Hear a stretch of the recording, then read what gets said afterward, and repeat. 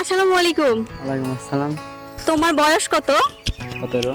17 বছর বয়সে তুমি কি লেখাপড়া করো না? না, লেখাপড়া ছেড়ে দিয়েছি। কেন? এমনি লেখাপড়া করতে ভালো লাগে না। মানে বাসায় কি আর্থিক সমস্যার জন্য? মানে আব্বু বয়স্ক হয়ে গেছে এখন, এই জন্য আব্বু চলাফেরা করতে হয় না, এই জন্য আমি এটা করি। মানে তুমি কি সংসার চালাও? হ্যাঁ, আমি এখন সংসার চালাই। তুমি কি মানে আর পাঁচটা যখন ছেলেদেরকে দেখো তোমার বয়সী সবাই স্কুলে যাচ্ছে কলেজে যাচ্ছে তোমার তখন খারাপ লাগে না?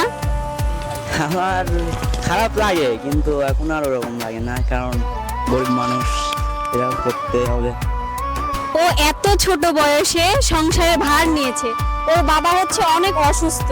আসলে অনেকেই আমরা দেখি যে বাবা মা বৃদ্ধাশ্রমে থাকে, সবাই কিন্তু এক না। এক কথায় যে দরিদ্র গরিব মানুষটাই ভালো হয়। ও এতটুকু বাচ্চা হয়ে ওর বাবা মার দায়িত্ব নিছে। আর হাজারো কোটিপতি আছে, ওরা হচ্ছে বাবা মাকে বৃদ্ধাশ্রমে রেখে আসে। কি মাশাআল্লাহ বলবেন না? অবশ্যই ভিডিওটা ভালো লাগলে কমেন্ট বক্সে জানিয়ে যাবেন। তো চলো তোমার কুলফি দাও। একটা কুলফি কত করে? এটা কেটে নাও।